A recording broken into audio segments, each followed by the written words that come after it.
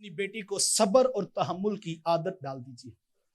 اس کو یہ بتائیں کہ بیٹا حالات ہمیشہ ایک جیسے نہیں ہوتے, تمہیں صبر کر کے ہی زندگی گزارنی.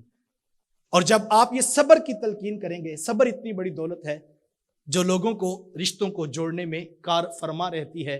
آپ سیرت رسول اٹھا کر دیکھیں, سیدہ کائنات سیدہ فاطمہ الزہرا رضی اللہ تعالی عنہا کتنا بڑا میکا ہے کہ نبیوں کے امام کی صاحبزادی ہیں, لیکن جب ادھر حضرت علی المرتضیٰ رضی اللہ تعالی عنہ کے پاس تشریف لے کر جاتی ہیں تو حالات ایسے ہیں کہ چکی بھی خود اپنے ہاتھوں سے پیسنی پڑتی ہے, اور چکی بھی خود چلا رہی ہیں, کندھوں پر مشکیزہ اٹھانے کی وجہ سے نشانات بھی بن جاتے ہیں, غربت بھی ہے, کبھی فاقہ ہے, کبھی جو ہے وہ کھانے کو میسر ہے. حضرت علی المرتضیٰ رضی اللہ عنہ مزدوری کر کے لا کر پھر آٹا پیسا جاتا ہے, گوندا جاتا ہے, پھر کھانا تیار ہوتا ہے, لیکن سیدہ کی زبان پہ کبھی شکوہ نہیں آتا. یہ حضور کی تربیت تھی کہ بیٹا حالات جیسے بھی ہوں تم نے صبر کر کے دکھانا ہے.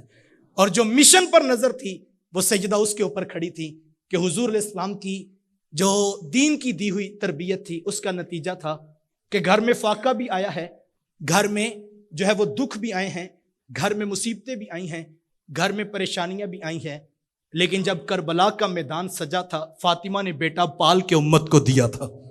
جب منزل پر نشان بیٹی کا ہوگا اور بیٹی کو پتا ہوگا کہ میں نے اپنی اولاد کی تربیت کرنی ہے, یہ چیزیں نہیں, اصل تو یہ میری اولاد ہے جس کو میں نے نکھار کے دینا ہے, تو حالات تلخ بھی ہوں گے تو بیٹی صبر کر کے برداشت کر کے حالات کا جو ہے وہ مقابلہ کرے گی. اپنی بیٹیوں کو صبر اور تحمل کی عادت دیجیے, اور یہ اتنی بڑی چیز ہے یقین جانیے. میں پچھلے میری عادت ہے, کچھ مزاج ایسا ہے کہ جب ہمارے دوست بیٹھتے ہیں تو میں کچھ نہ کچھ چیزیں شیئر کرتا رہتا ہوں.